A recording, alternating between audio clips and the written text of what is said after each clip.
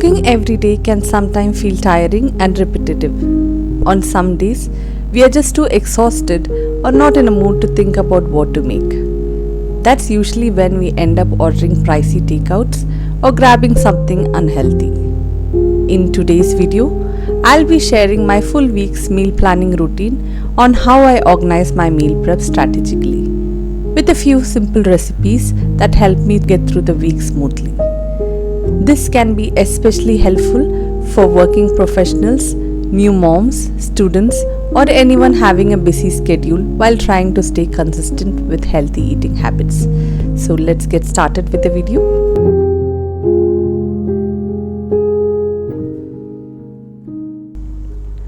Taking a little time each week to plan your meals can really help. When you know what you're going to cook for the week, it's easier to make a grocery list. This helps first to stay focused while shopping and avoid buying random things out of habit. And since you already have everything ready for the week, so there won't be any last minute grocery runs as well. While planning, make sure to check your fridge and pantry too, so that you can use up things what you already have and avoid food wastage in your kitchen. For planning, I like to keep things simple and practical. I use a magnetic meal planner that sticks on my fridge. I write down all the meals for the week, and while doing that, I check what I already have at home. If anything is missing, I note it down right away. Once the menu is ready, I use the other side to make a grocery list. Before heading out to the store or ordering online, I just follow the list. It keeps me focused on only what to buy and helps unwanted wandering or impulse buying.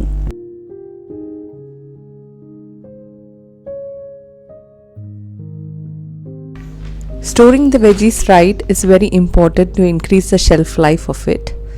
I usually do my grocery shopping on the weekends. I take a little time to sort and store everything properly.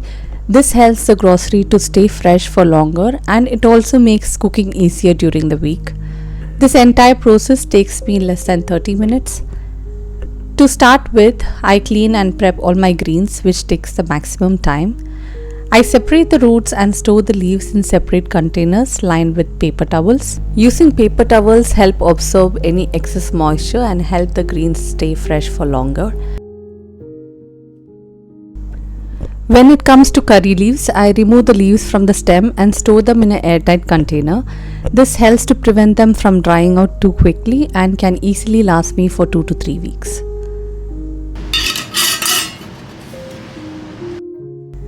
For vegetables like cabbage or capsicum, wrapping up in a cling foil works best. It helps to lock in the moisture and prevents them from drying out. When it comes to cauliflower or broccoli, I prefer to cut them into florets and store them in breathable covers or containers. I also like to keep some daily use veggies ready, like the garlic, ginger, small onions. Along with that, I chop a few veggies like carrot and beans, which I often use to make quick dishes like upma or fried rice. Having these prepped and ready saves a lot of time during busy mornings. This is how I sort all my vegetables into different containers. Storing them properly not only increases their shelf life but also makes it easier to use them throughout the week.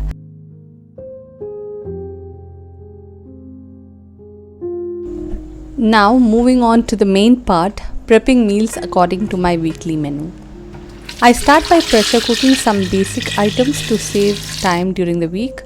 And potatoes are always one of them because they take longer to cook. By cooking them early, I can quickly use them later for dishes like aloo gobi cutlets or even a simple paratha. I had soaked some chickpeas overnight, so I'll be cooking them as well. When they are pre-cooked, it's really easy to use them in many of the dishes without much effort. You can quickly make a salad, a snack, or add them into a curry or even make a pulao. I also cook a small portion of lentils to keep it ready for quick basic meals without having to start from scratch every time. I just make enough to last for 1 or 2 days so that it stays fresh. If needed, I can always cook a fresh batch in the middle of the week.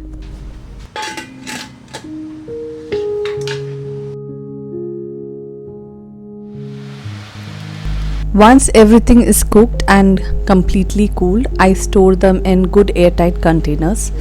Letting the food cool fully before storing it is very important because it helps to keep it fresh for longer and also reduces the chances of spoiling it too quickly. Now I will move on to roasting a few ingredients, starting with peanuts. I use them often to make chutneys, so I have them roasted and ready really saves me a lot of time during my busy mornings. I also use these peanuts to make healthy energy balls, which I'll be showing you next. I have also roasted some fox nuts with a little ghee. They are a healthy snack and my daughter really loves it. So once they turn nice and crisp, I just season it with some salt and pepper. Everyone at home loves sweets, so I try making something healthy to curb those sweet cravings. These dry fruit laddus are a hit at home. Once I make it, they hardly last for a week. It takes time to make, so I only make it once or twice a month. But they are super nutritious, especially for kids, and they do wonders for your hair and skin because it's packed with all the good nuts in it. I roast each ingredients one by one and let them cool completely. I have shared the full ingredient list in the description box. You can check it out from there.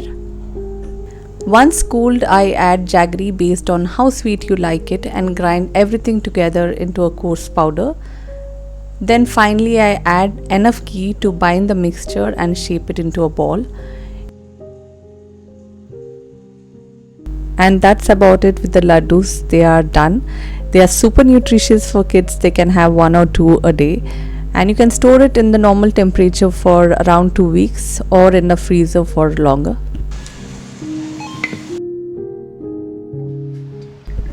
Next, I am making a simple chutney powder that comes really handy, especially on mornings when there is no time to prepare a side dish for your idlis or dosas. Also, it tastes amazing just to have with some hot rice and a bit of ghee. Once they are made, it lasts for a month and more. I roast all the ingredients together until they are golden and aromatic. Once everything is well roasted, I let it cool completely before grinding it into a coarse powder. Cooling it is really important because it avoids any kind of moisture and also helps the powder to stay fresh for longer. These kind of homemade mixes are perfect for busy and lazy days. You can just add it to your meal and you are good to go.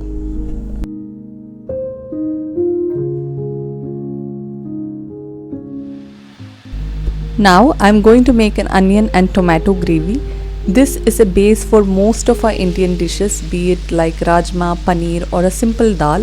So having this ready at home can reduce the cooking time to half. To make this, I usually take equal parts of chopped onions and tomato and cook them with a little extra oil. The oil actually helps it to roast really well and preserve it longer. So cook it until the oil oozes out completely and the mixture is well done. This will take some time, so you have to be patient with it. If it is made properly, it can be stored in the fridge for a few days or frozen for a few months as well. I usually make it just enough to last for a week, but if you're having a busy schedule, preparing it bulk and freezing is a great option. Just make sure it cools down completely before storing it. Next, I'm going to parboil some vegetables like cauliflower and broccoli. Parboiling basically means cooking them halfway, about 50%. I usually do this with veggies I plan to use during the week, depending on my meal plan. Boiling the veggies earlier cuts down on your cooking time later and makes weekday meals much easier to make.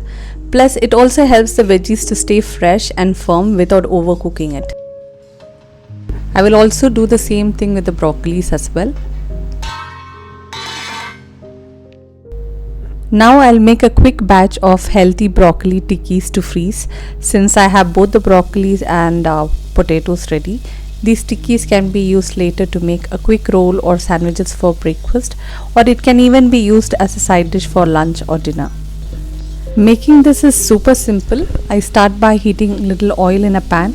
Then I added some grated ginger and lightly roast it. Next, I toss in some finely chopped curry leaves, then goes in some onions and spices like salt, pepper, and a bit of garam masala for flavor. Once the onions are translucent, I added the steamed and grated broccoli along with some mashed potatoes and mix everything well until it comes together nicely. Once the mixture has completely cooled down, I shape them into tikis and freeze them in an airtight container. To keep them from sticking from each other, I place a piece of parchment paper between each layers. In the meantime, while everything was cooling down, I also ground some batter to make idlis and dosas for the week.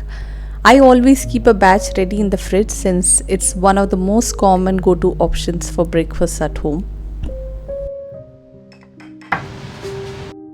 The last thing to make on my list was the ginger garlic paste, which will last for 2 or 3 weeks.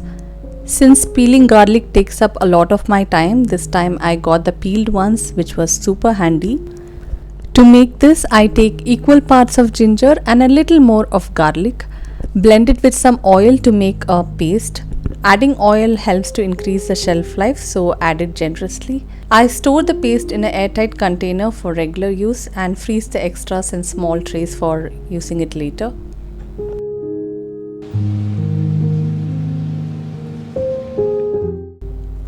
Now all my meal preps for the week is done.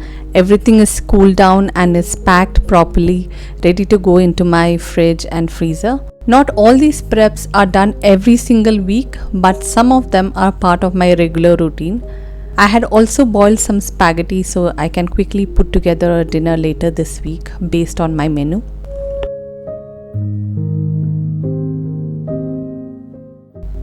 For breakfast the next day, I made a quick and healthy wrap. I air fried the tikis that I had frozen yesterday, then added a few veggies and lightly grilled the wrap just to seal it, and just like that, a tasty and healthy breakfast was ready in no time. Later for lunch that day, I had made dal, some stir-fried greens and fish which I had already marinated during my meal prep. Since I had the base puree, the ginger garlic paste and even the cooked lentils ready, I had to just put everything together. The greens also hardly took time because I had cleaned and stored them before, and since everything was ready, my lunch was made in just 20 minutes.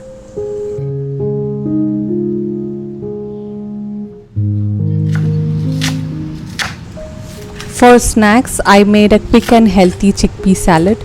I chopped a few veggies, added the cooked chickpea for protein. Then I made a simple dressing using lemon juice, salt, oil, chili flakes and a little honey. In just 5 minutes, a tasty and filling salad was ready.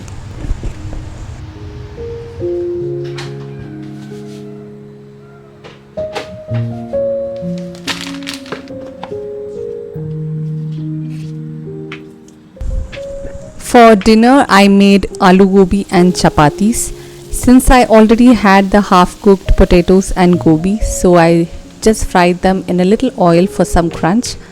Then I used the ginger and garlic which I had peeled and stored earlier, along with the onion and tomato puree and a few spices and the veggies, and my dinner was ready in no time.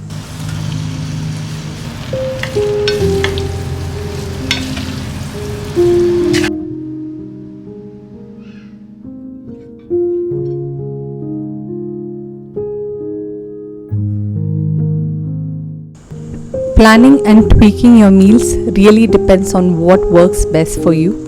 I personally like to keep my meals simple during the week. It gives me the space to focus on other things and helps me avoid feeling tired or overwhelmed by the end of the day. Simple meals can still be healthy and tasty, and they make everyday cooking feel much better. And that's a wrap for today's video. I hope you enjoyed watching and found it helpful. Thank you for being here, and I will see you soon with a new video.